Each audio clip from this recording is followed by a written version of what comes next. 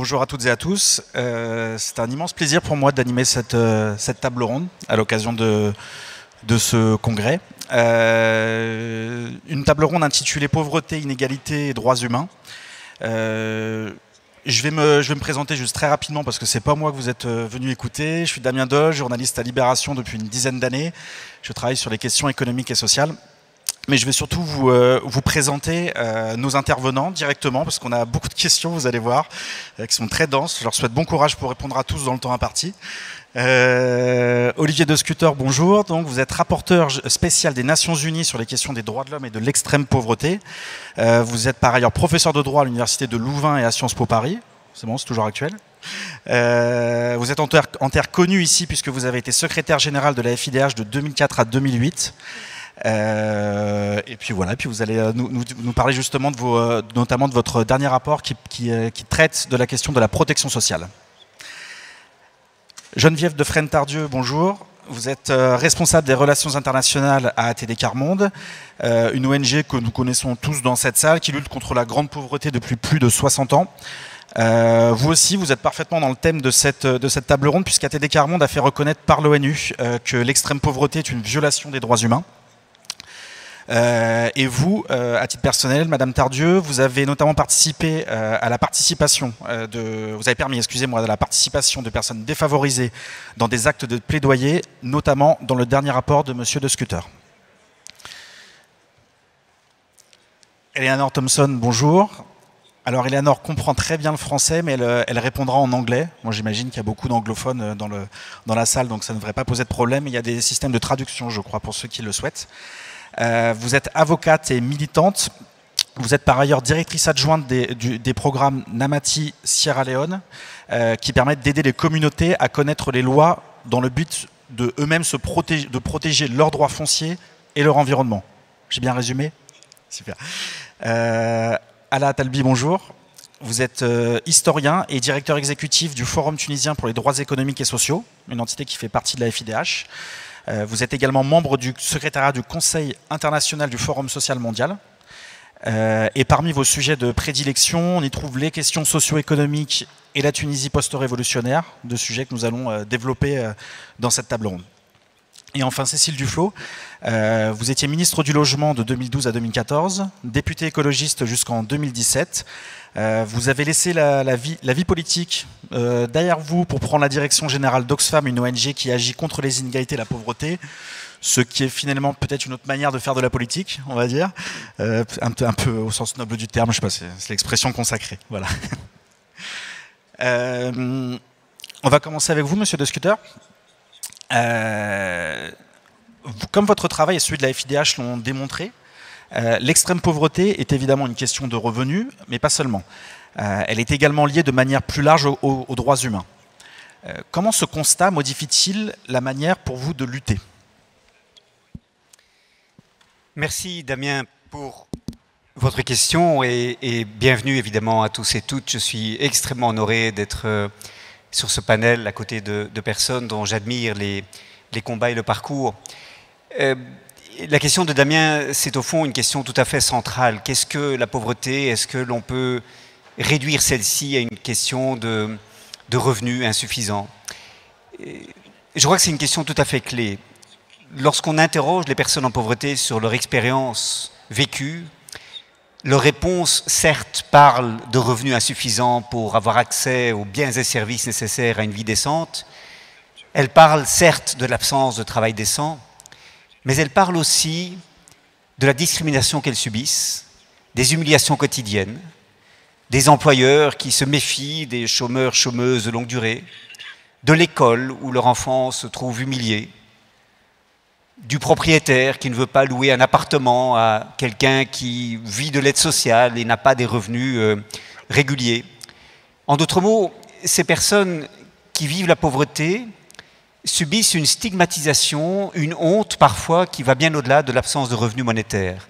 Et d'ailleurs, quand on aide ces personnes par l'octroi d'une aide sociale, ça ne suffit pas à ce que ces personnes échappent à ces stigmates et parviennent, j'allais dire, à se fondre dans la vie sociale et à à faire silence ou à masquer leurs origines. Avec ATD Quart Monde, nous avons fait d'ailleurs un film sur cette question de la discrimination que subissent ces personnes en pauvreté. Et le titre du film, c'est « Ne dis pas d'où tu viens ». Ne dis pas d'où tu viens.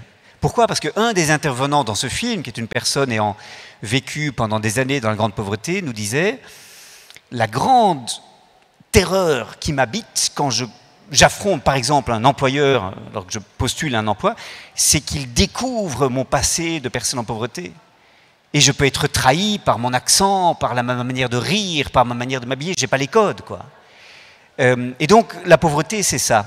Geneviève Tardieu parlera avec beaucoup plus de talent que moi de la recherche qu'a faite ATD Quart Monde avec l'Université d'Oxford sur les dimensions cachées de la pauvreté.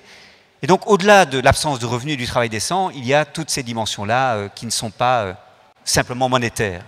Évidemment, ça ne veut pas dire que les dimensions monétaires n'importent pas, mais ça veut dire que les autres dimensions importent aussi. Alors, en quoi ça change-t-il notre manière de combattre la pauvreté et en quoi ceci se rapporte-t-il au combat pour les droits humains? Je voudrais d'abord dire que, pour moi, dans ma courte contribution aux droits humains depuis quelques années, la période la plus fascinante, c'était comme secrétaire général de la FIDH 2004-2008, où je pouvais travailler avec les organisations de défense des droits humains dans le monde entier. Et ce qui me paraît important à souligner, c'est qu'il ne suffit pas d'octroyer des soutiens aux personnes en pauvreté pour qu'elles gardent la tête hors de l'eau et pour qu'elles puissent avoir accès à un toit au-dessus de leur tête, à de quoi mettre sur la table pour que les enfants aient à manger, etc. Il faut prendre conscience de ce que cette pauvreté matérielle est le résultat d'une exclusion des processus de décision, l'absence de participation, l'absence de prise en compte de leurs préoccupations dans la manière dont les politiques sont faites. Et la pauvreté est le phénomène qui montre l'interdépendance et l'indivisibilité des droits humains, parce que les personnes en pauvreté n'ont pas les ressources nécessaires à participer à la prise de décision, y compris d'ailleurs parfois quand on veut bien faire et qu'on ouvre des tables rondes pour qu'elles puissent participer, elles n'ont pas le temps, elles n'ont pas les informations, elles n'ont pas la capacité, elles n'ont pas la confiance en elles que cela prend de participer à la décision. Et parce qu'elles sont exclues de la prise de décision, les politiques qui sont prises sont mal informées par leur position, visent à côté, et ce qu'on constate très souvent, c'est que même bien intentionnés, les politiques ne parviennent pas à véritablement répondre aux attentes des personnes en pauvreté.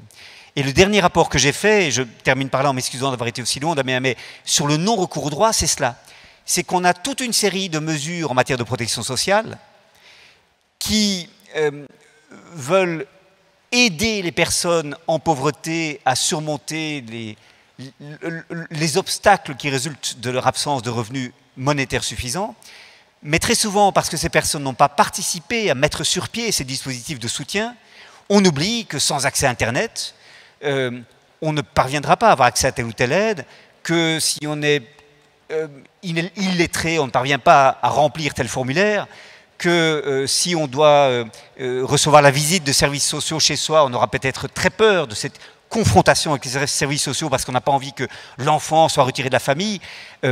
On n'a peut-être pas la possibilité de réunir tous les documents nécessaires à obtenir l'aide sociale qui est en principe une aide à laquelle on a droit. Et donc le non-recours au droit, c'est ce constat qu'entre les droits inscrits dans les législations reconnues sur papier et la réalité de l'accès au droit pour les personnes en pauvreté, il y a un écart considérable. Et le constat, c'est que si on n'inclut pas les personnes en pauvreté dans l'identification des solutions et des obstacles qu'elles rencontrent, on va échouer à véritablement soutenir ces personnes parce que ces exclusions sont une source d'inefficience dans la manière dont on cherche à déployer la protection sociale. Justement, vous avez commencé en partie à y répondre sur finalement sur les acteurs. C'est-à-dire qu'on a toute une série d'acteurs, les États, les organismes internationaux, les ONG, les acteurs privés et, comme vous le dites, les populations. Finalement, est-ce qu'il y a, on va dire, certains parmi de ces acteurs sur lesquels vous avez encore plus envie d'appuyer, c'est-à-dire de donner une priorité, on va dire, pour ces actions-là, et et après, bon, c'est une question qui est très large, donc bon courage pour y répondre dans un temps restreint. Mais comment peuvent s'imbriquer un petit peu tous ces groupes sociaux qui s'ils ne travailleront pas entre eux et s'ils ne gèrent pas ensemble ces questions-là, tout simplement, on n'y arrivera pas?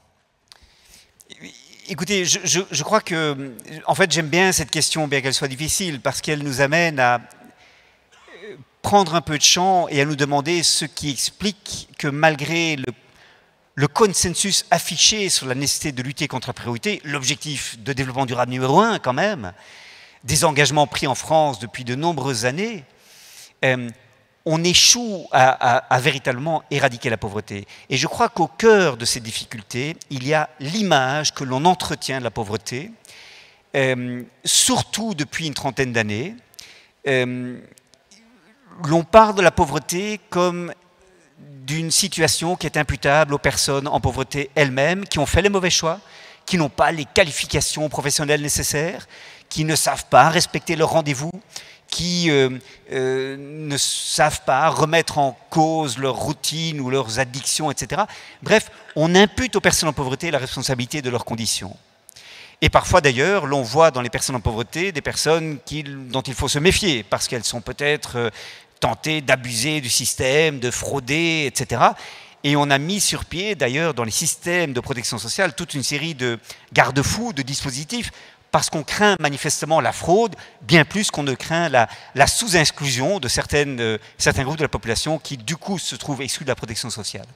Et donc, la manière de parler de la pauvreté est extrêmement importante. Il faut sortir de la culpabilisation, de la responsabilisation et de l'individualisation, en imputant à l'individu la responsabilité de sa condition, et voir la pauvreté comme le symptôme d'une société qui échoue à inclure, qui n'est pas capable de valoriser les compétences, l'expérience accumulée des personnes en pauvreté, et de voir la diversité comme un atout.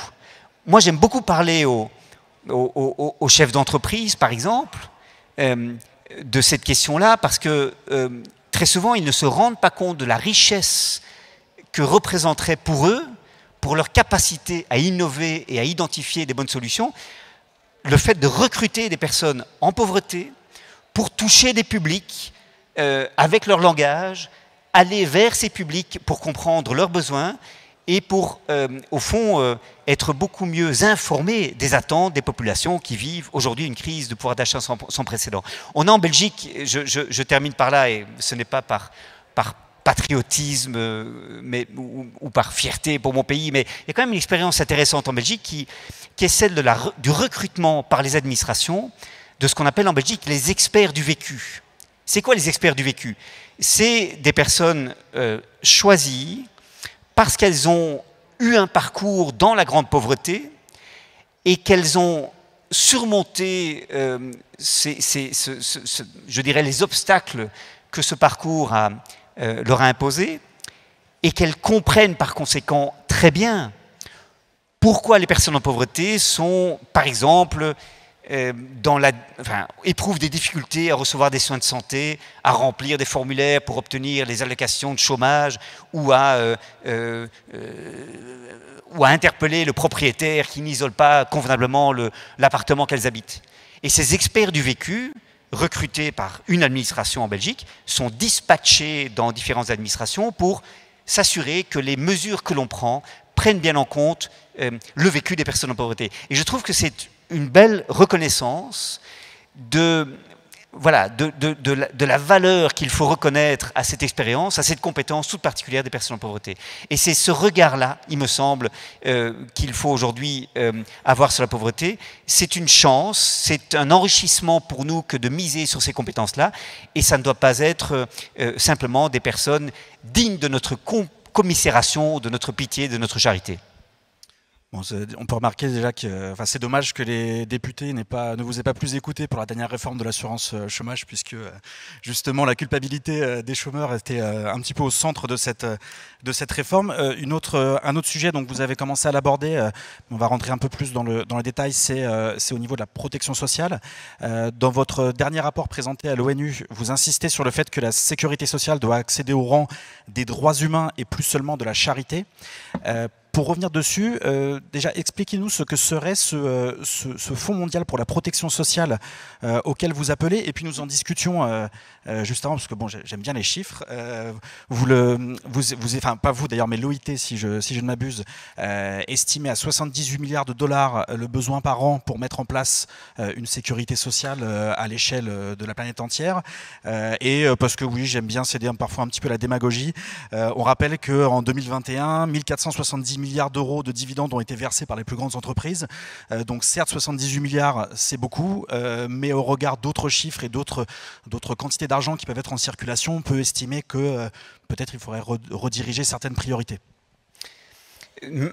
Merci Damien pour ces questions. Alors peut-être deux réponses sur ces deux questions. La première, c'est que à la suite de la crise du Covid-19, beaucoup d'États ont cherché à improviser des mesures pour colmater les brèches de leur système de protection sociale. Et on a vu un très grand nombre d'États soit élargir la protection sociale ou les programmes en place, soit en inventer des nouveaux.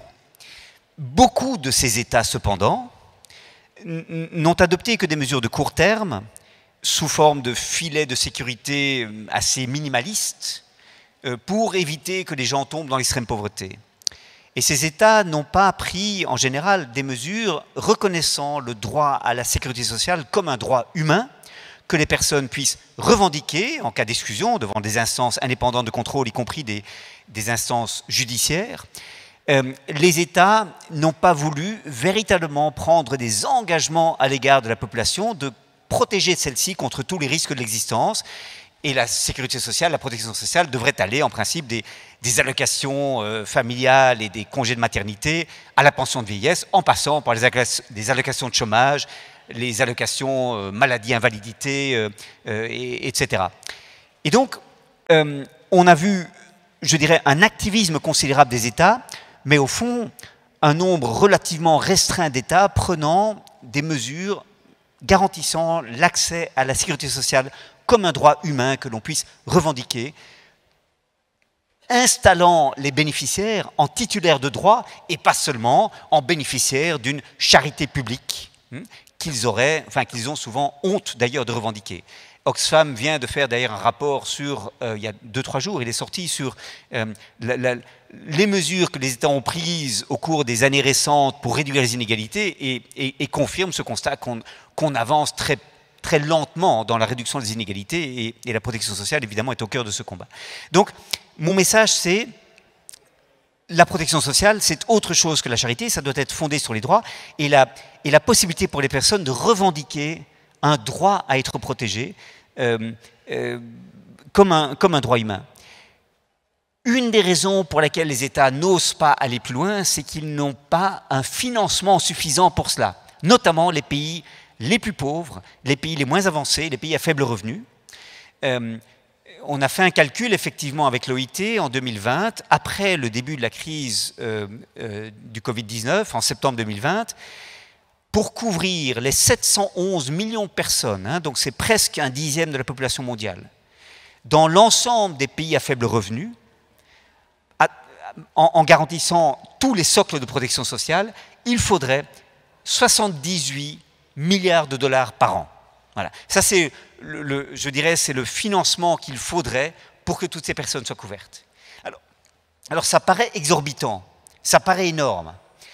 Et c'est vrai que pour ces pays à faible revenu, ça représente 15% de leur PIB. C'est beaucoup, c'est pas finançable. D'autant plus que beaucoup de ces pays remboursent une dette extérieure qui est un fardeau considérable sur le budget public. Il n'est pas rare que ce soit 35-40% du budget public. Beaucoup d'États, Oxfam une fois plus l'a mise en lumière dans ce rapport récent, consacrent plus d'argent à rembourser leurs dettes qu'ils ne peuvent investir dans la santé ou dans l'éducation. Donc il faut aider ces pays. Mais c'est abordable parce que c'est 78 ou 79 milliards de dollars, c'est en fait la moitié de l'aide publique au développement donnée par les pays de l'OCDE dans l'année 2019. Et rappelons que les pays de l'OCDE ne respectent pas leur engagement pris il y a 50 ans de cela à consacrer 0,7% de leur produit national brut à l'aide publique au développement. Donc, on peut financer cela. C'est une question de volonté politique. Et l'idée du Fonds mondial de protection sociale, c'est l'idée que si la communauté internationale intervient pour aider à financer la protection sociale, en disant aux pays qui sollicitent ce financement, on vous aide à condition que vous investissiez dans la protection sociale avec vos revenus propres, vos revenus nationaux, pour que dans 5, 6, 8 ans, l'on n'ait plus besoin de vous aider et pour que vous ayez mobilisé des ressources suffisantes, le Fonds mondial aura rempli son office d'être un levier de transformation et c'est la raison pour laquelle l'OIT, la Conférence internationale du travail de juin 2021 plus précisément, a voté une résolution en faveur de l'établissement de ce nouveau mécanisme international de financement de la protection sociale. C'est une grande victoire pour les syndicats, pour les ONG qui se battent sur cette question depuis des années.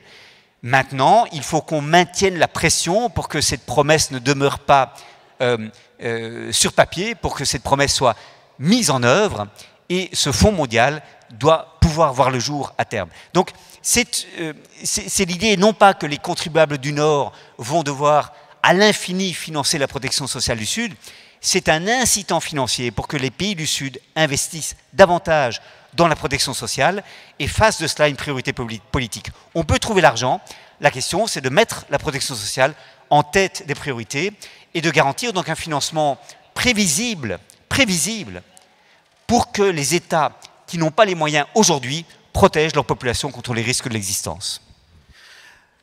Justement, Madame Tardieu, vous avez travaillé sur ce dernier rapport. Vous avez notamment travaillé avec des personnes en situation d'extrême pauvreté. Comment ont été reçues les notions de non-recours et de non-accès aux droits par des populations qui en sont très éloignées? Merci beaucoup. Merci beaucoup, merci pour cette présentation excellente.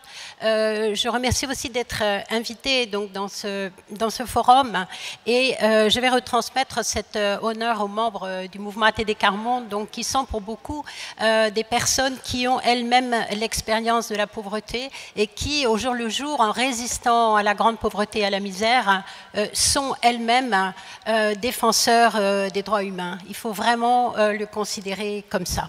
Alors, en effet, le mouvement ATD Quart Monde a pu participer à l'élaboration du rapport sur la protection sociale et le non-recours à la protection sociale que Olivier de Scutter vient de produire. Et je le remercie infiniment. Et je voudrais attirer l'attention sur le fait que une lecture très attentive de ce rapport, si vous voyez la note numéro 17 note numéro 7 à la page 4, en fait renvoie aux sources qui ont été utilisées pour ce rapport et ce n'est absolument pas anecdotique. Je pense que notre rapporteur spécial a une volonté déterminée de recueillir la connaissance sur la question de la grande pauvreté et en particulier de la protection sociale par les personnes les premières concernées, donc qui vivent cette grande pauvreté dans tous les pays du monde. Alors, nous avons nous avons sollicité les équipes du mouvement ATD Quart Monde à travers le monde pour justement lutter contre cette injustice épistémique. C'est un grand mot pour dire que finalement, les plus pauvres sont victimes d'une injustice particulière qui fait qu'ils ne sont jamais vraiment compris, ils ne sont jamais vraiment entendus, les connaissances qu'ils apportent sont interprétées à tort et souvent elles se retournent même contre eux.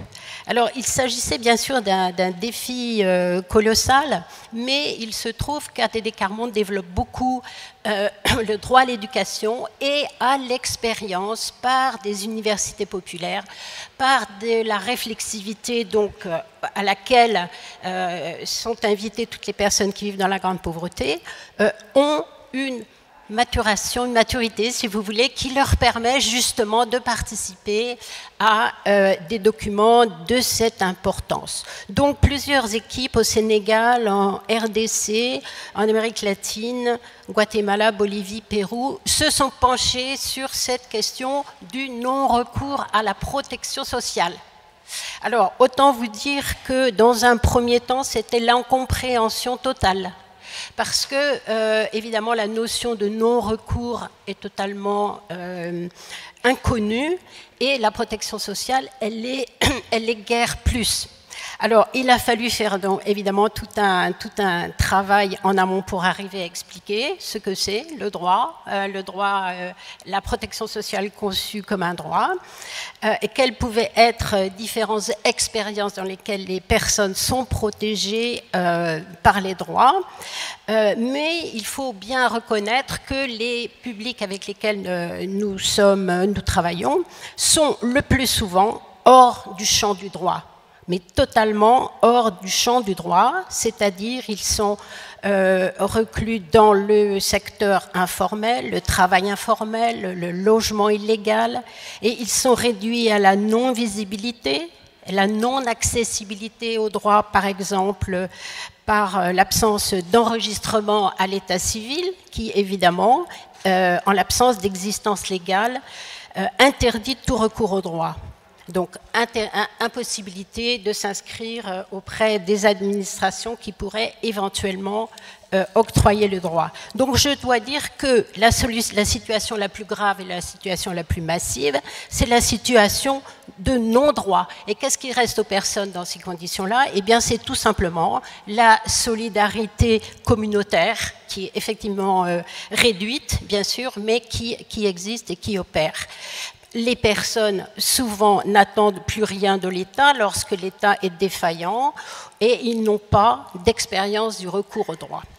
Alors, la deuxième, par exemple, pendant la pandémie au Sénégal, le prix de l'eau avait terriblement augmenté et l'État a réduit le prix de l'abonnement à l'eau. Mais vous imaginez bien que toutes les personnes qui ne sont pas connectées au réseau d'eau et qui doivent acheter l'eau en sachet, eh bien, pour elles, l'eau est restée aussi chère et on est dans une situation de non-droit. L'autre situation est celle du non-accès, c'est-à-dire que les personnes qui seraient théoriquement éligibles à un droit spécifique tentent d'avoir accès, mais elles font face à des obstacles insurmontables. Et là, le rapport d'Olivier Descuter détaille extrêmement bien tous les obstacles. Donc le plus important, je le dis, l'absence d'identité légale, mais c'est aussi la corruption, le clientélisme, la complexité des procédures, l'insuffisance des financements. Olivier l'a signalé aussi.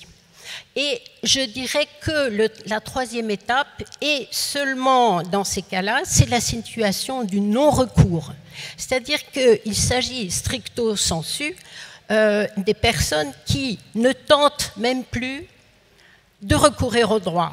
Et là, il y a des raisons bien spécifiques, soit par manque d'information, soit par crainte de la stigmatisation, de la honte, de la maltraitance institutionnelle, de la discrimination, comme disait Olivier tout à l'heure.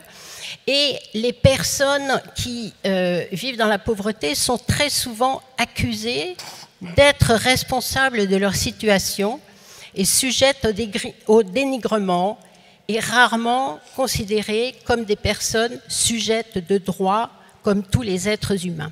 Et je vais finir là-dessus. Je pense qu'il est très important de faire la distinction entre le non-accès au droit et le non-recours.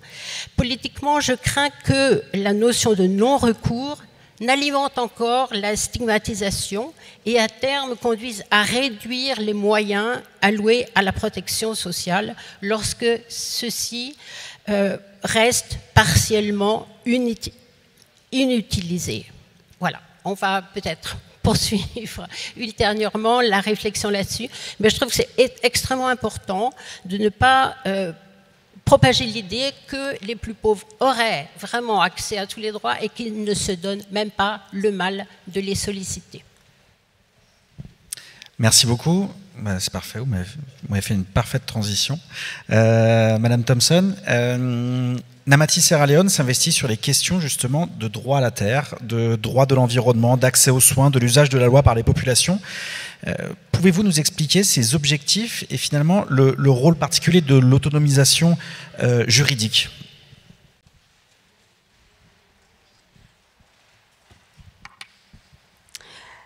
Yes. I think it's important to re-emphasize some of what has already been said by Olivier, in that poverty does not exist in a vacuum, and that poverty is also occurs where people are left out of decision making. And why I'm starting there to explain what legal empowerment is because oftentimes, there are systems in many countries, and you mentioned a number of the areas that Namati works on in different countries. There are systems that often keep people poor. And sometimes laws contribute to that.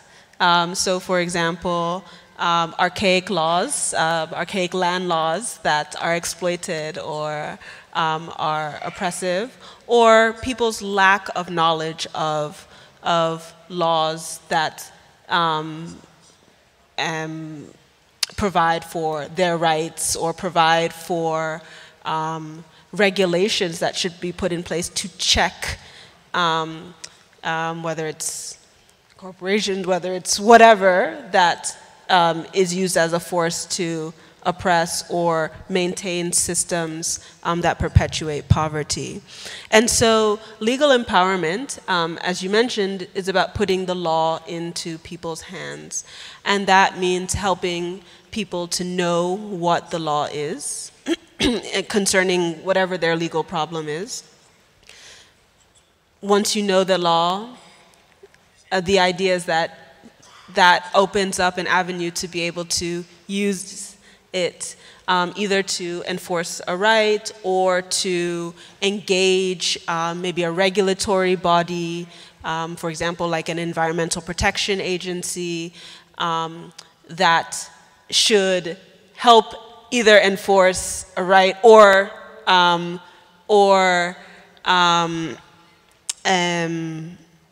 law that is being exploited. And then once that legal problem is solved, or in the course of solving that legal problem, the person who is utilizing the law is able to push for changes in policies, changes in law, changes in practices that kept that system in place that perpetuates poverty. So let me give a few examples from the different areas in which we work as Namati around the world as to how this actually works in practice. So, for instance, in the United States, Namati is tackling environmental racism in communities in the mid-Atlantic region of the country that are predominantly populated by Black and brown people. And these are areas where you have open coal pits, you have people's houses next to an industrial plant that is polluting unchecked. And as a result of lack of clean air, you have Black and brown communities often experiencing higher levels of illness and sickness. And because one cannot get access to adequate health care, it affects your ability to work, affects your ability to get income, affects your ability to have money to access medical care, which is very expensive in the United States. And the cycle just perpetuates itself. And so it's a system, as we said. And so those who do have some knowledge of the law, not necessarily lawyers, but are able to explain to people what the environmental regulations say, and then use that to then engage the relevant environmental bodies to enforce the relevant laws. In Sierra Leone, one of our greatest assets is land. The communities that we work with often refer to land as their bank. And that is important because it's not only that land is a source of livelihood for today, but also for future generations. And so we're talking about poverty in the context of the present, but also what it would look like in the future for future generations.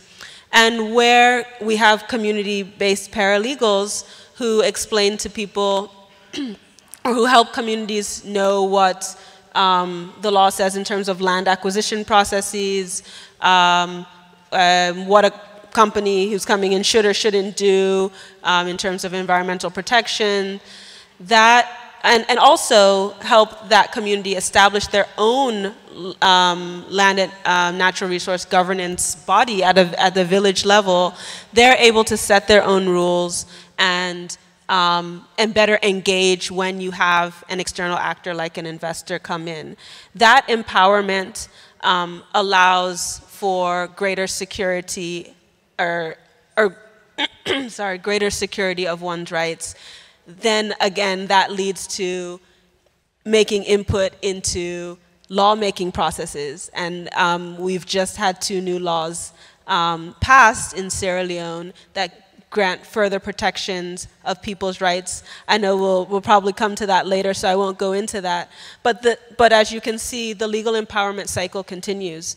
It's about knowing the law, using it, and then ultimately shaping it. And then it continues again to when you have new laws or policies or practices, people need to know about them. People need to use them, test them, and then you continue molding them to ensure that they benefit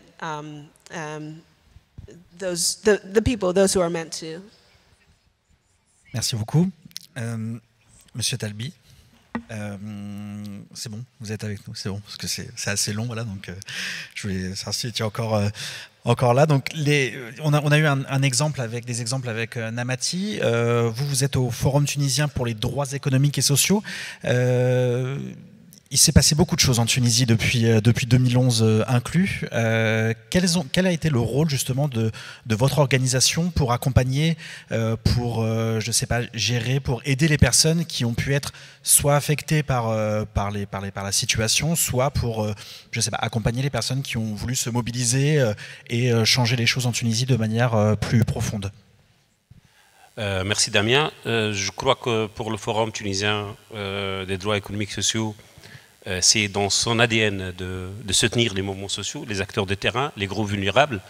Même avant la Révolution, vu que les membres fondateurs du Forum avaient comme rêve, ou bien avaient comme rêve qu'il n'y aura pas un changement en Tunisie en se basant seulement sur la lutte pour les libertés et les droits, pour les libertés politiques, pour la lutte contre les libertés politiques surtout, mais il y aura aussi un cumul du travail des mouvements sociaux et que la lutte sociale pourra mener à un changement en Tunisie.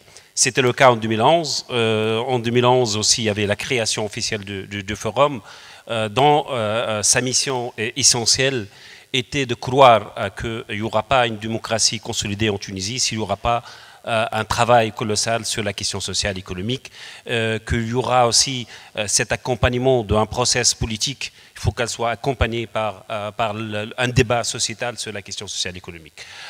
Aussi parce qu'on croit que l'égalité, que l'équité, que la justice sociale, ce n'est pas seulement la mission des syndicats, ce n'est pas la mission seulement des salariés, mais aussi de ces acteurs sociaux. Parce que ces acteurs sociaux, ces acteurs de terrain, ces groupes vulnérables sont le plus affectés par l'absence de la protection sociale, sont le plus affectés aussi par le non-accès aux droits, mais sont le plus affectés aussi par la criminalisation de la pauvreté.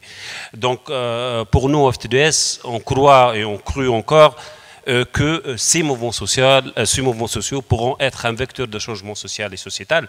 Et c'est pour cette raison, toute notre mission durant ces 2 ans était de les accompagner.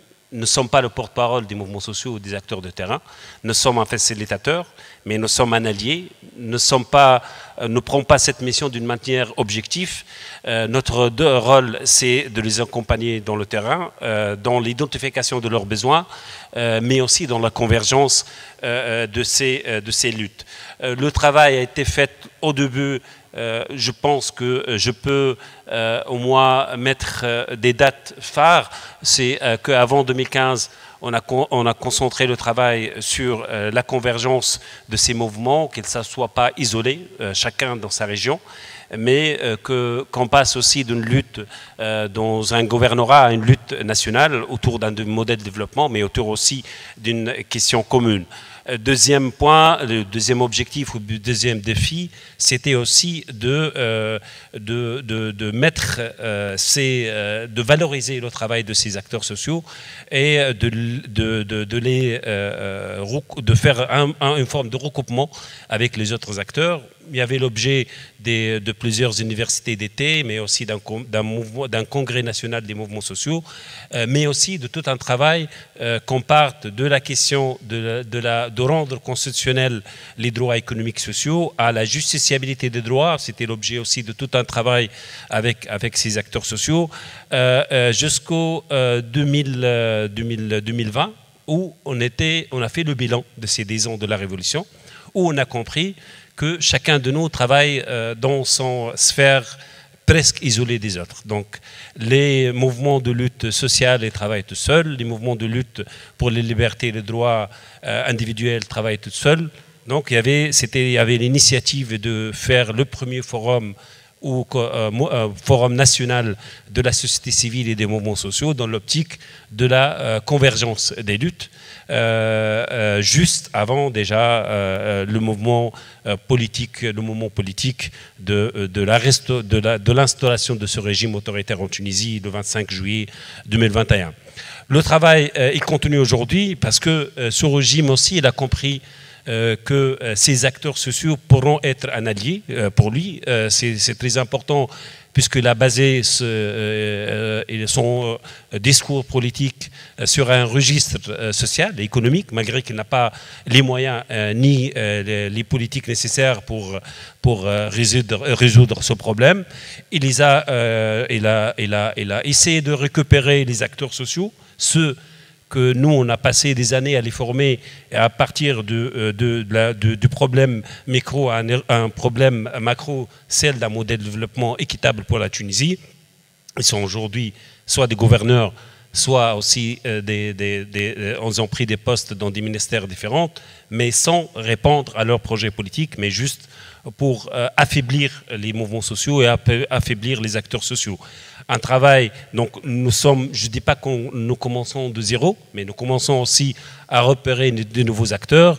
La semaine prochaine, il y aura un forum national des mouvements sociaux environnementaux qui regroupe presque les 24 gouvernorats de la Tunisie, dans l'optique de continuer la lutte, mais aussi dans l'optique qu'il n'y aura pas que la lutte sociale continue pour la Tunisie, mais qu'il n'y aura pas aussi une réponse pour cette démocratie que nous estimons être une démocratie sociale, sans avoir aussi des réponses pour les questions des libertés, liberté d'association, liberté de manifestation, mais aussi les libertés politiques. Merci beaucoup. On va passer à une autre organisation, Oxfam. Déjà, est-ce que vous pouvez nous donner un petit peu, Cécile Duflot, les objectifs déjà que vous vous êtes fixés pour les 3 prochaines années, on va dire, et puis finalement, quelle complémentarité il peut y avoir. Alors, on a des organisations qui s'occupent surtout du développement, d'autres des droits humains, d'autres un peu des deux. Quelle complémentarité peut y avoir justement entre ces types d'organisations ? Alors d'abord, merci beaucoup. Je suis très heureuse d'être avec vous aujourd'hui. Juste pour dire quel est notre projet pour les années qui viennent, le slogan d'Oxfam au niveau international, c'est « Future is equal ».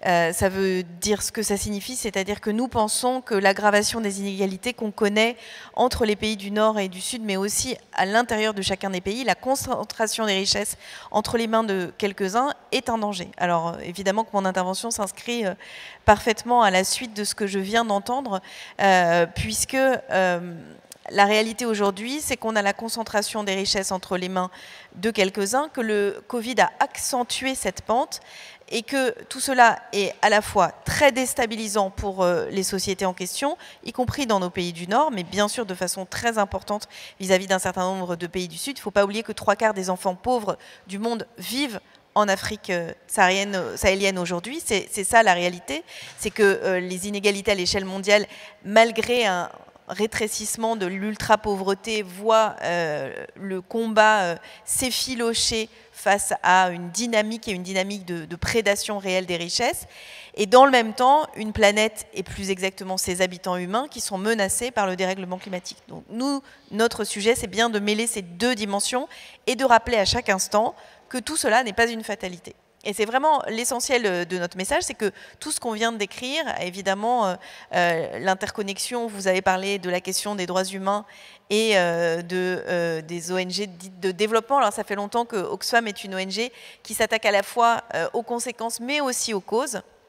Je veux dire ça parce que nous considérons que, par exemple, travailler sur un modèle d'agriculture résiliente face au changement climatique, si on ne s'inquiète pas de savoir qu'en Afrique, sans doute 50 à 75 milliards de dollars par an manquent de ressources fiscales parce que des multinationales ont mis en place des politiques agressives qui les privent de leurs ressources fiscales normales. On passe à côté d'un pan de l'histoire, c'est-à-dire on passe à côté des moyens dont doivent disposer un certain nombre de pays pour assurer ces services publics essentiels minimaux qui sont un droit humain. Et là, je veux faire le lien, c'est que nous considérons que ce chemin vers l'égalité, c'est un combat pour les droits humains. Il n'y a pas de séparation et il nous semble vraiment très important de considérer qu'on ne peut pas imaginer un développement harmonieux et même une lutte contre la pauvreté dans un pays ou dans un monde qui ne prendrait pas en considération le combat pour les droits humains. Et à l'inverse, ces plutocraties que deviennent un certain nombre de pays où se confondent les intérêts économiques de quelques-uns et la gouvernance de ces pays. Et c'est d'ailleurs une des autres critiques de notre part contre ces inégalités et l'accroissement des richesses entre les mains de quelques-uns, c'est que de fait, pour maintenir ce système, elles sont obligées d'être dans une démarche d'exercice politique violent et brutal à l'égard d'une majorité pour maintenir ce niveau d'inégalité. Donc les inégalités sont un danger pour notre planète, sont aussi un danger pour notre santé. Je fais cette petite incise à ceux qui peuvent avoir des doutes sur le fait que c'est un combat second ou secondaire. Robert Wilkinson, qui est un épidémiologiste, a montré que les pays les plus inégalitaires sont les pays qui sont en moins bonne santé. Alors c'est assez instinctif parce qu'on se dit les pays les plus inégalitaires, il y a beaucoup de pauvres et les pauvres peuvent moins bien se soigner, mais de façon contre-intuitive, ou peut-être parce que ça fait écho à la nature profonde de l'être humain, les plus riches sont aussi en mauvaise santé, notamment du fait probablement du stress, d'une certaine insécurité aussi, et que donc le chemin vers l'égalité, vers davantage d'égalité, c'est un chemin vers davantage de bien vivre pour tous. Donc voilà quel est l'horizon des années devant nous, mais c'est bien l'idée de montrer quel est le modèle souhaitable vers lequel nous voulons aller, plutôt que d'être... Évidemment, nous sommes très engagés contre les inégalités, mais parce que nous croyons à l'égalité comme valeur et comme valeur porteuse de bien vivre pour tous et pour toutes. Merci. Merci d'avoir été concise aussi, parce que je sais que c'est des sujets qui sont très vastes et on a un temps... J'avais des instructions fermes, vous voyez, j'obéis. Justement, pour poursuivre sur cette idée de Future is Equal, Madame Tardieu, dans votre travail, vous avez démontré que justement les droits à l'éducation et à la participation sont déterminants pour redonner du pouvoir d'agir aux personnes vivant dans la pauvreté. Est-ce que vous pouvez nous expliquer un petit peu comment vous êtes arrivé à ces conclusions et votre travail à ce sujet ? Merci beaucoup. Effectivement, donc, nous avons beaucoup travaillé sur l'indivisibilité des droits humains et leur mise en pratique. Et en particulier, là, je peux vous donner deux exemples qui ont été des réussites dans ces domaines. Et particulier, c'est cette recherche sur les dimensions cachées de la pauvreté. J'ai fait allusion donc à la spirale descendante du non-accès au droit. Eh bien, pour recréer une spirale ascendante de l'accès au droit, on peut s'attaquer par exemple par la question de l'éducation et de la participation. Parce que le fardeau que représente la culpabilité de la pauvreté, qui est évidemment inculquée par les autres, est une grande injustice. Être considéré tout le temps comme objet de droit et non sujet de droit est quelque chose d'extrêmement destructeur et qui fait perdre du pouvoir d'agir. Alors, un exemple, c'est la façon dont la communauté internationale a considéré depuis des années la définition de la pauvreté. Et cette définition de la pauvreté, donc uniquement monétaire, 1,25 $ par jour, est loin de recouvrir toutes les dimensions de la pauvreté et elle est totalement insupportable pour les personnes en question. Donc c'est pourquoi TD Carmonde a fait une recherche participative internationale en croisement des savoirs, qui est une méthodologie de recherche maintenant largement éprouvée et reconnue, qui consiste à faire réfléchir des gens qui ont l'expérience de la pauvreté et également des universitaires et des praticiens pour travailler communément ensemble sur un même sujet. Et assez récemment, donc, des personnes qui ont l'expérience de la pauvreté et des universitaires et des praticiens, de pays du Nord comme du Sud, Tanzanie, Bangladesh, Bolivie, Grande-Bretagne, France, USA, ont travaillé ensemble et sont arrivés à mettre à jour les dimensions cachées de la pauvreté. Alors, c'est un rapport que je vous recommande qui montre ici en fait qu'il s'agit de toute une dynamique et qui a au cœur donc la dépossession du pouvoir d'agir des personnes. Il y a des dimensions qui sont bien connues, comme les privations matérielles, de travail, de ressources, etc. Mais il y a aussi cette dimension de relations sociales, comme les contributions non reconnues, comme la maltraitance sociale et la maltraitance institutionnelle, qui sont des dimensions décisives et qui ne sont que très très rarement prises en compte dans les programmes de lutte contre la pauvreté. Alors, vous voyez bien que dans cette recherche, il y a une démarche émancipatoire à la fois dans le processus. Les personnes qui ont participé à cette recherche ont transformé leur vie, parce que ce n'est pas rien d'accéder à comprendre ce que l'on vit, quelles sont les raisons de son malheur, tirer une croix sur la culpabilité qui tue les personnes, finalement, moralement. Ça, c'est très important. Et deuxièmement, le produit de la recherche, donc, qui peut servir, bien entendu, de grille de lecture pour évaluer les politiques publiques. Voilà, donc ça, c'est extrêmement important. Et je ne sais pas si on aura allusion, l'occasion aussi, mais je voulais faire brièvement allusion à une occasion très importante en France, dans laquelle les personnes les plus pauvres et TD Carmonde ont créé du droit, un nouveau droit, puisqu'il s'agit du 21e critère de discrimination, à savoir la discrimination pour cause de précarité économique et sociale. En faisant des recherches, déjà en travaillant au quotidien avec les personnes qui vivent de la pauvreté, on a vu que non seulement la pauvreté les accablait pour leur manque, mais la discrimination était une double peine.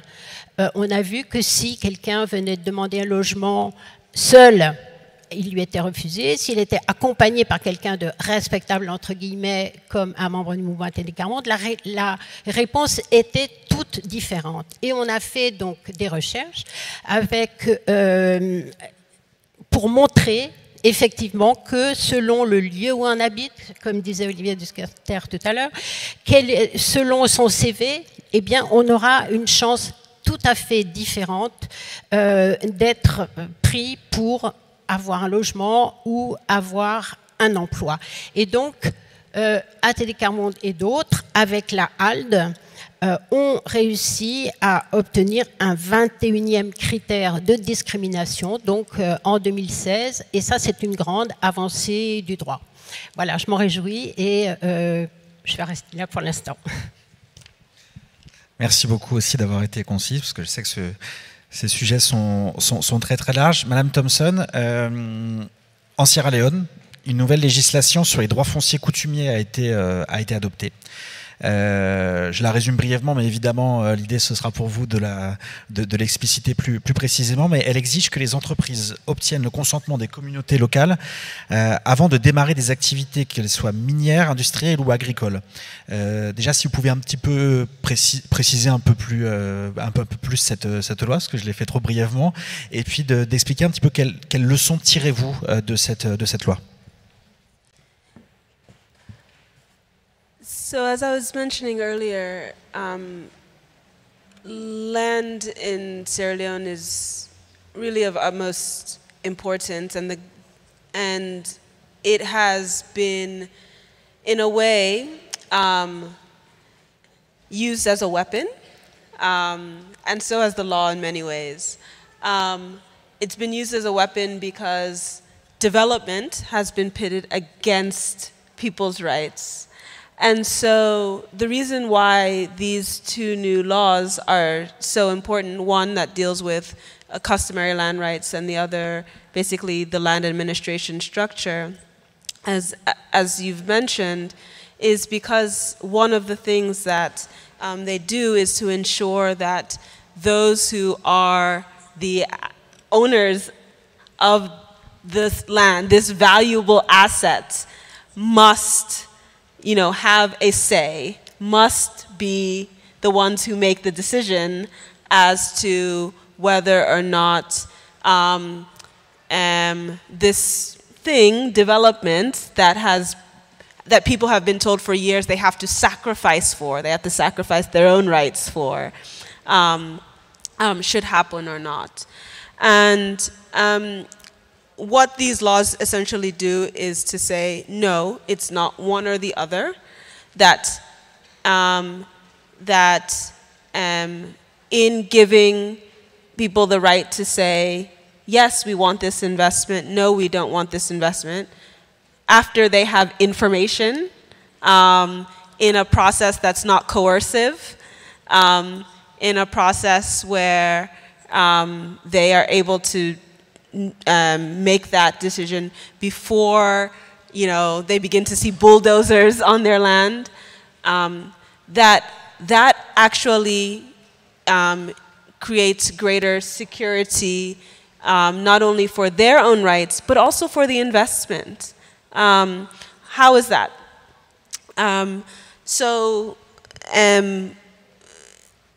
Where you have community buy-in, where you have communities who have thoroughly scrutinized and landowning families made a decision that they've come to after a process in which they have all the necessary information,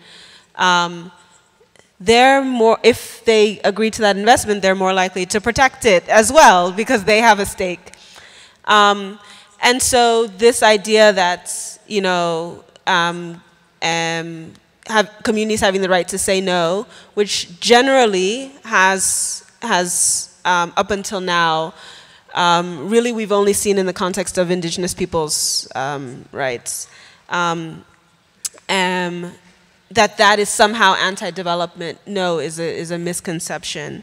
And this law and this right to say no really is groundbreaking from what we've seen in terms of legislation across the world.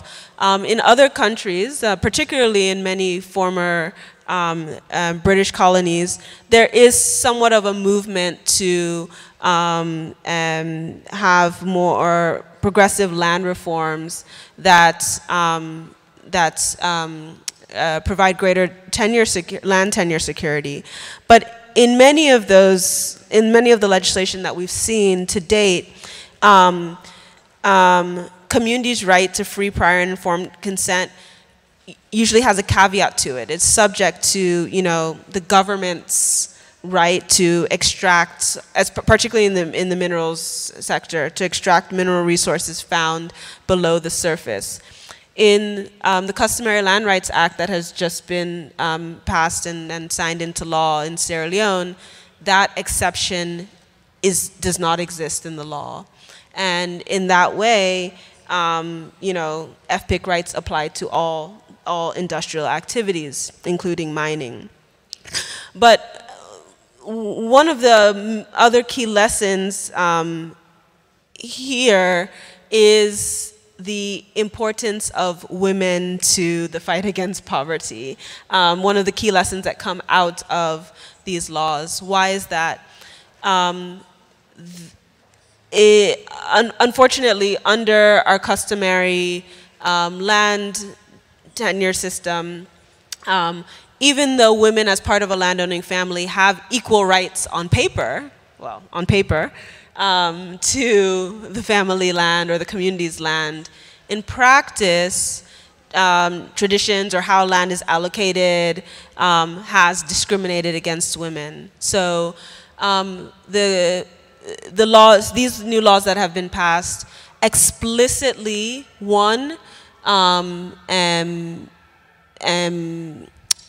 state that women and men have equal rights to and access to land, but also explicitly prohibit any law, whether in the formal system or customary system, that discriminates against women is explicitly prohibited. The laws also provide minimum quotas for female representation in all decision-making regarding land, within the family unit and at community level. So again, back to this idea that women's involvement, and particularly in Sierra Leone where women make up the greatest percentage of land users, they're essentially the key to unlocking the country's development at a family level, at a village level, at a country level. And so these are some of the ways in which laws are able to progressively help to move the needle forward in the fight against poverty. But laws in themselves are not enough. They're only as good as their implementation. And that's really the next step. Merci beaucoup. On va finir ce tour de table par deux questions plus politiques. En revanche, je suis désolé parce que notre temps commence à se réduire considérablement. Mais on a encore quelques minutes quand même pour discuter de ça. Donc, Monsieur Talbi, on en a discuté un peu avant, donc je vais réduire un petit peu ma question car elle était très très large, elle aurait mérité plusieurs livres, donc on va la réduire en un seul livre. Quel doit être le rôle des acteurs privés, plus précisément dans ce contexte social agité en Tunisie, et plus généralement, est-ce que c'est pas finalement un moment pour la Tunisie de réinterroger son modèle économique et les outils dont disposent les citoyens?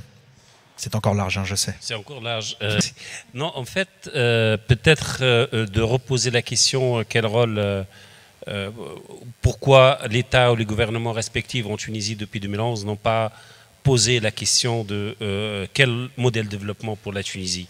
Je pense que nous, en tant que société civile, l'État, peut-être je reviens sur le rôle un peu historique de la société civile en Tunisie. Ils ont posé cette question depuis le 4 décembre 2005 à Monastir dans un colloque qui s'appelle « Quel coût social pour la mondialisation sur la Tunisie ?» Et depuis, ils ont travaillé sur soit l'accompagnement des mouvements sociaux, mais aussi sur le fait de proposer des alternatives économiques Et ça, c'était tout un travail qui était fait depuis 2011, mais aussi surtout depuis 2013. Et je vais dire pourquoi.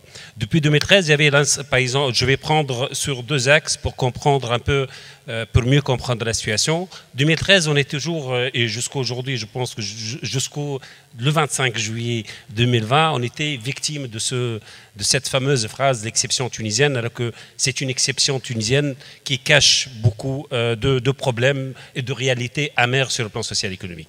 Donc on a commencé depuis l'instauration de l'instance justice et dignité, qui était l'instance qui avait sur le processus de la justice transitionnelle en Tunisie, à se questionner sur quelle place pour les droits économiques sociaux et les violations socio-économiques dans le processus de la justice transitionnelle.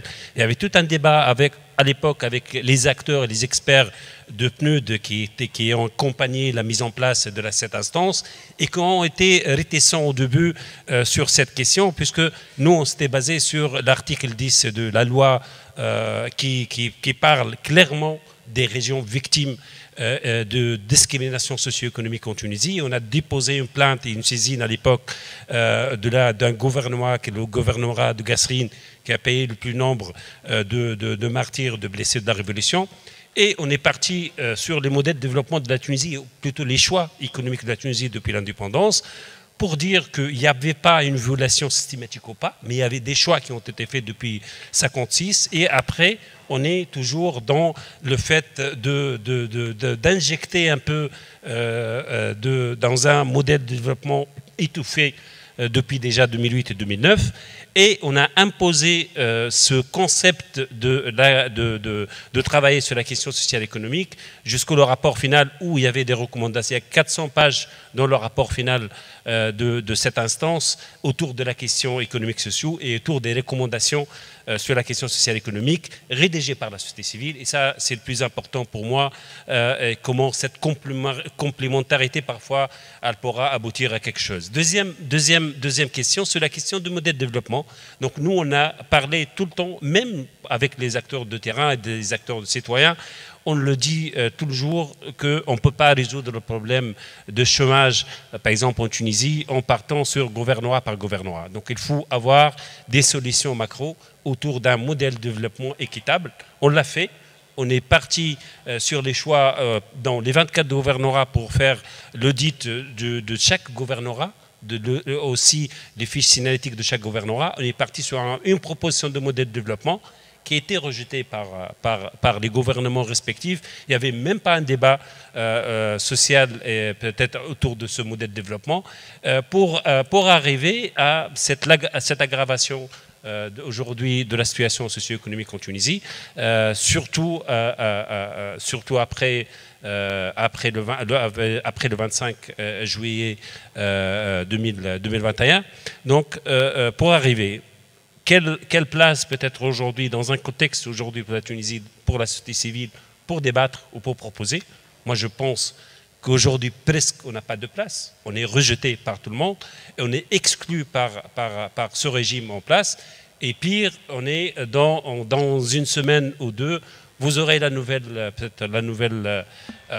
nouveau amendement du décret loi 88 qui gère la liberté d'association, pour peut-être mettre fin aux associations qui proposent, aux associations qui ont une vision politique, et mettre en place des nouvelles associations qui sont les associations à utilité publique qui pourront aider un régime sur place à prendre ou bien à prendre une forme ou chercher une forme d'incarnation sociale sans des propositions et des alternatives réelles. Merci beaucoup. Du coup, dernière question avant l'échange avec la salle et avec Twitch aussi. Donc, on m'a dit de dire que c'est des. Moi, je regarde nulle part en fait. Voilà, c'est là, d'accord. Voilà. S'il y a des questions sur Twitch après, j'ai pas accès au chat, mais on me les enverra. Donc, je pourrai les lire. Donc, Cécile Duflot. Parmi tous les sujets qu'ont décliné nos intervenants, tout ça, toutes les questions, les réponses s'entrecroisent assez régulièrement avec avec le sujet politique, l'objet politique, de par vos expériences politiques, c'est-à-dire que ce soit en tant qu'élu, en tant que ministre, mais aussi chez Oxfam. quel doit être selon vous le rôle plus spécifique que doit avoir l'État dans toutes les questions qu'on a pu aborder? Et là encore, je sais que c'est une question très très large, je m'en excuse. Alors, c'est une question large, mais c'est une question centrale parce que j'ai dit tout à l'heure que ces sujets-là n'étaient aucunement une fatalité, et je le redis. C'est d'ailleurs aussi pour ça qu'on a essayé de travailler de manière positive chez Oxfam et de voir ceux qui avaient agi et qui avaient fait un certain nombre de démonstrations avec la publication d'un indice de réduction des inégalités. Donc, le dernier est sorti la semaine dernière, il y a 10 jours. 15 jours exactement, le 11 octobre, qui montre justement l'impact des politiques publiques sur la réduction des inégalités. Si ça montre l'impact, c'est qu'il peut y en avoir. Quand la Corée du Sud décide de remonter son salaire minimum, ça a un impact. Et là, malheureusement, par exemple, la France a perdu 5 places dans ce classement, notamment du fait de notre politique de santé, qui est, chacun le sait, en souffrance. Donc, ce que je veux dire aussi, c'est que cette absence de fatalité, elle n'est pas que dans les mots. J'ai été membre d'un gouvernement qui avait pris des engagements dans un certain nombre de domaines, mais sur une politique en particulier dont j'avais la charge, qui était la question du logement et celle, par exemple, de la mise en place d'un encadrement des loyers.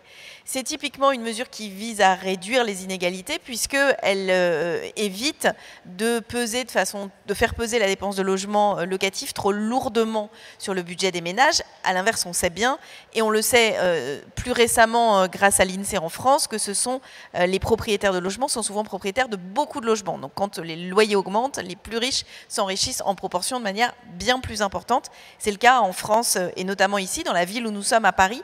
60% des logements qui sont mis en location sont des logements qui sont possédés par des multi-propriétaires. Ça veut dire qu'ils possèdent au moins 5 logements. Pour ceux qui connaissent le prix des logements à Paris, on imagine qu'effectivement, on est tout de suite dans une catégorie de population différente.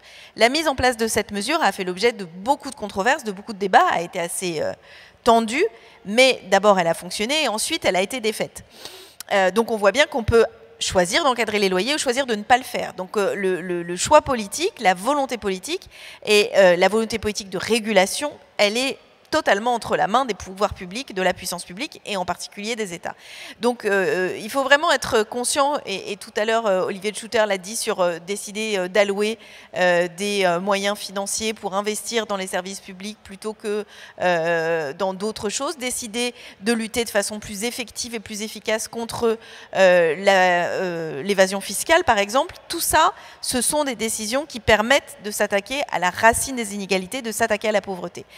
Donc, c'est pas seulement un message d'espoir que je veux donner, c'est aussi un message d'expérience, c'est-à-dire que bien sûr, ça n'est pas facile, parce que la tendance naturelle de notre système est d'être prédateur de nos ressources naturelles et d'aggraver les inégalités, mais cette tendance peut complètement s'enrayer. Un autre exemple du fait que l'absence de régulation peut aboutir à une aggravation des inégalités, dans notre pays, ça avait fait un énorme scandale en 1989, énorme, parce que la publication du patron d'une des grandes entreprises automobiles de sa feuille d'impôt dans un journal avait, au moment d'un débat sur le gel des salaires, avait créé beaucoup de tourments. L'écart de salaire entre le salaire moyen de son entreprise et le sien, celui donc du patron de cette grande entreprise, était de un peu moins de 50.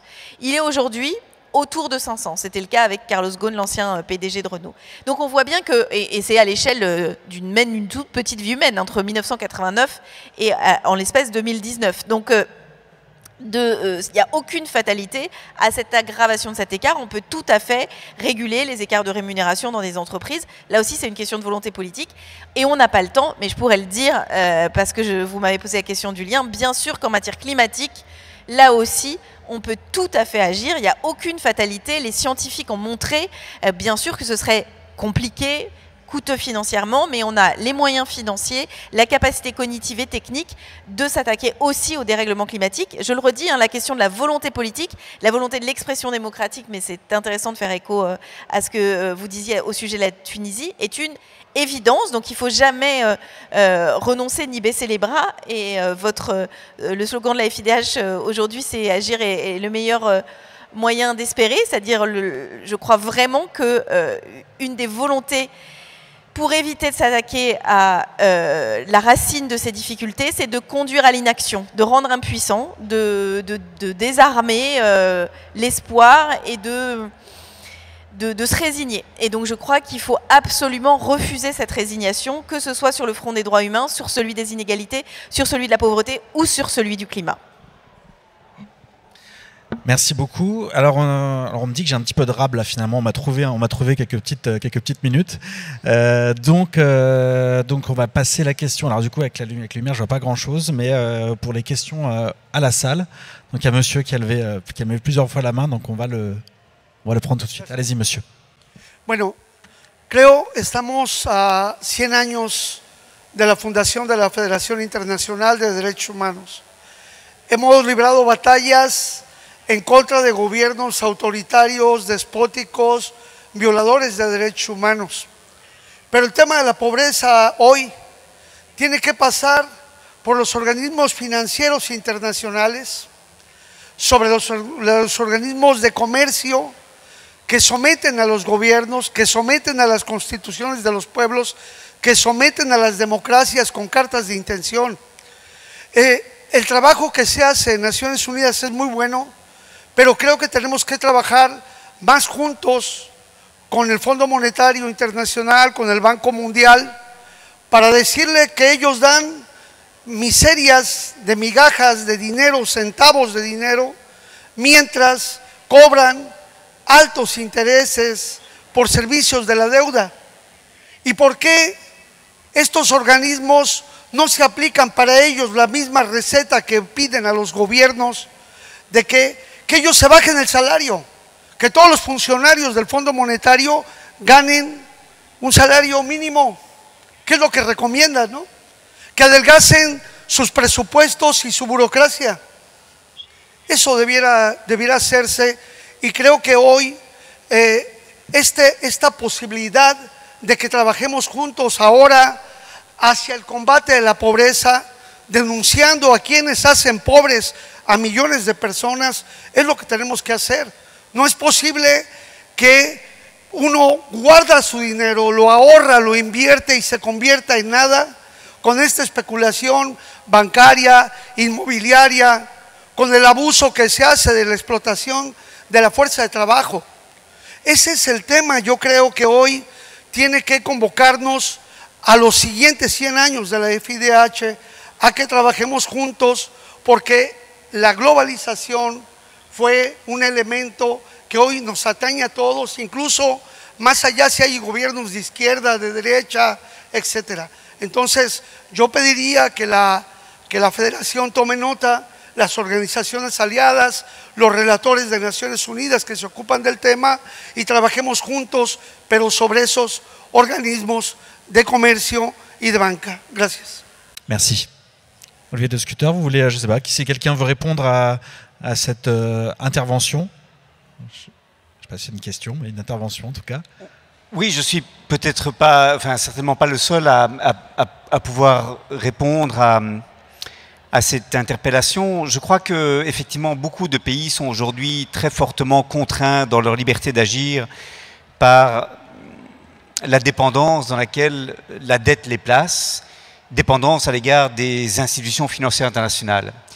Et celles-ci, au cours des années récentes, prétendent travailler de plus en plus sur la protection sociale, y compris le FMI qui longtemps a dit « ce n'est pas dans notre mandat, nous n'allons pas nous y intéresser », maintenant dit que lorsque la protection sociale est macrocritique, c'est-à-dire essentielle pour qu'un État puisse avancer dans le développement et ne pas s'écrouler, le FMI va s'y intéresser.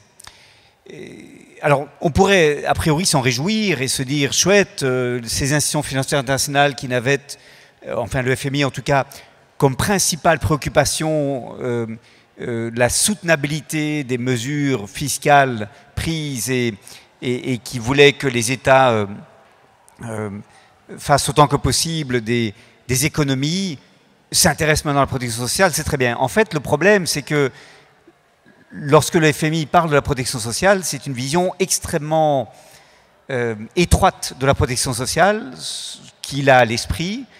Ce sont des filets de sécurité minima et ce n'est pas du tout une protection sociale visant à la réduction des inégalités et garantissant des droits à la population indépendamment de la soutenabilité fiscale d'un système de sécurité sociale. Donc c'est un premier problème. Je crois que, au fond, la place qu'ont pris ces grands acteurs, institutions financières internationales ou l'Organisation mondiale du commerce que vous avez aussi évoqué, tiennent fondamentalement au fait que la pauvreté aujourd'hui est conçue comme devant être combattue par la croissance économique. Et donc on fait confiance à ces acteurs pour créer de la croissance. Et par exemple, la libéralisation du commerce, c'est une manière de créer de la croissance là où, au plan national, on n'arrive pas à la faire.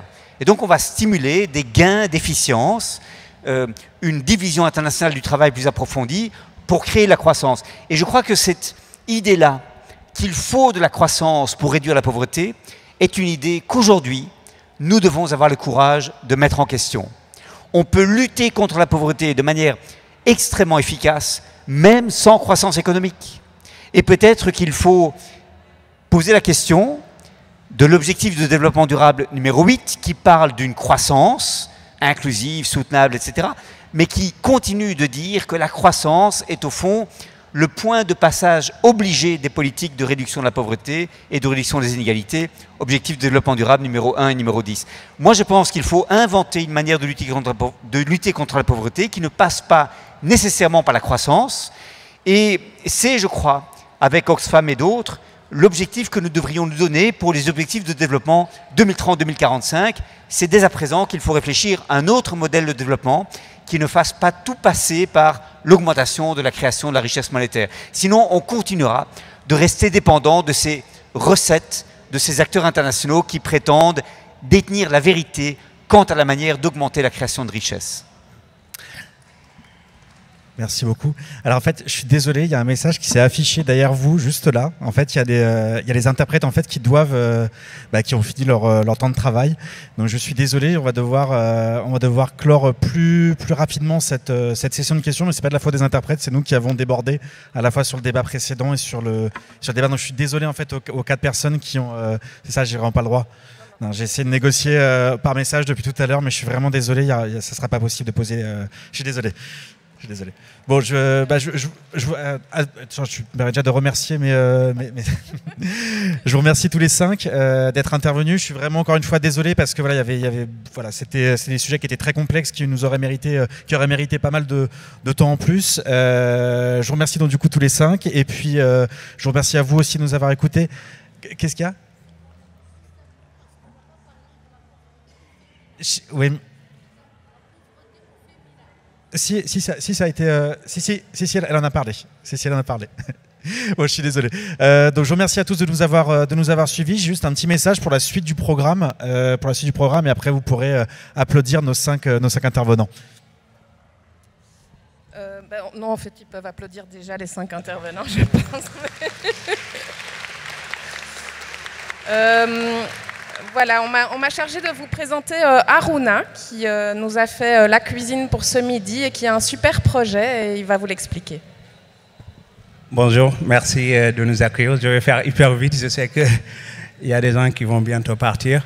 Alors, nous, on est le Refugee Food Festival il y a 3 ans. Maintenant, on a beaucoup grandi depuis Covid. Du coup, on s'est juste remis le nom Refugee Food. Le Refugee Food, c'est une asso. C'est porté par Louis Martin et Marine Mandrila pour accompagner des personnes réfugiées à s'insérer grâce au pouvoir universel de la cuisine. Ils ont créé l'association en 2016. Par la suite, on a créé une SAS d'abord pour les 5 branches de Refugee Food qui sont hyper importantes, qui sont nos activités principales. Premièrement, c'était le festival, c'est qu'un chef résident en Europe partout en 2018 au Cape Town et pas mal de villes aussi, à Londres aussi. Le but, c'est que les chefs, ils invitent un chef réfugié pour créer un money pour inviter les personnes à venir découvrir la cuisine des personnes réfugiées partout dans le monde. C'est s'est développé et par la suite, on a créé une SAS. Une SAS, c'est une entreprise qu'on a créée, une entreprise insertion, détenue à 100% pour l'association, pour financer notre projet, parce que tellement on porte de projets, on a privilégié de trouver une solution de financement juste comme pour mener bien à nos projets. Du coup, on a créé le Refugee Food Trader qui a fait des pièces pour vous pour ce midi. Je suis très ému, c'est normal. Qui a créé des pièces cocktails pour vous pour ce midi. Le Refugee Food Trader, c'est des salariés en insertion, des réfugiés qu'on accompagne tout au long de la vie, je dis tout au long de la vie parce que le durée moyenne c'est de 36 mois, mais tellement qu'on est bien avec eux, on essaie quand même de les accompagner encore plus loin. Donc c'est des personnes qui ont suivi des formations de 4 mois et par la suite qu'on recrute dans notre Refugee Trader qui nous permet de faire des repas comme la journée d'aujourd'hui pour des entreprises et récemment pour des particuliers. Et depuis Covid, on a lancé le programme aide alimentaire. C'était une réponse à la demande de toute la nation, je crois, parce qu'il fallait quand même, parce qu'il y avait beaucoup de monde qui était confiné, donc il y a pas mal de personnes qui n'arrivaient pas à déjeuner et les frigos étaient pleins. Lui et Marine, les cofondateurs, ils ont dit qu'est-ce qu'on peut faire pour la nation. Moi, j'ai tout de suite donné mon accord. Je veux travailler avec eux parce que j'étais à la maison, je faisais rien. Du coup, j'ai contacté les cofondateurs. Ils m'ont dit, là, on va commencer à produire des repas pour les personnes de la rue. Au début, on a ciblé vraiment des personnes de la rue parce qu'on pense que les personnes qui travaillent dans les hôpitaux, même eux, ils méritent beaucoup de bons repas parce qu'ils ont mis tout leur temps à nous protéger. Mais nous, on s'est dit, les personnes de la rue, c'est des oubliés du Covid. On va produire des repas pour eux. Sachant que derrière l'équipe, moi-même y compris, on était bénéficiaire de l'aide alimentaire quand je suis arrivé en France. Pour moi, c'était une forme de rendre l'essentiel. Et pour l'équipe aussi, pareil, on a tous eu le courage de sortir, parce que ce n'était pas du tout facile de sortir le mois de mars pendant le Covid. Et là, on a commencé à produire des repas pour des associations. On a commencé par 200, 300, maintenant jusqu'à 1000. C'est des programmes qui existent déjà en France. Mais sauf que nous, ce qu'on voulait faire, c'est de dire les bénéficiaires de l'aide alimentaire ont aussi le droit à avoir une alimentation durable, juste comme nous voulons être servis le midi. Donc de base, on a créé ça pour vraiment changer le regard tout ce qui entoure les bénéficiaires de l'aide alimentaire, parce que c'est des personnes comme vous et moi. Je pense qu'il y a beaucoup de Aruna qui bénéficient des repas aide alimentaire. Pour les montrer qu'on les respecte, d'abord, il suffit de bien cuisiner pour eux, juste équitablement et savoureuse, et de saison. Je dis saison parce qu'en général, les bénéficiaires de repas aide alimentaire, d'après ce que je vis à Paris, une partie, c'est des personnes qui viennent de l'étranger, mais pour eux, c'est très mal vu d'être privés des tomates et des concombres pendant le mois de janvier. Et nous, c'est qu'on disait, on peut faire votre cuisine, on peut cuisiner des champignons, des choux, même si vous ne connaissez pas, au moins vous allez retrouver les saveurs venant de vos pays. Je vais faire vite. Et par la suite, on a 2 programmes de formation, Tournesol et Sésame, pour aussi accompagner des gens vers le chemin de l'emploi, parce qu'on sait que l'intégration, ça passe par le chemin de l'emploi. Merci. Merci beaucoup. Du coup, sur ces belles paroles, je vous souhaite un bon appétit à tous. Et puis, bon après-midi pour la suite du forum.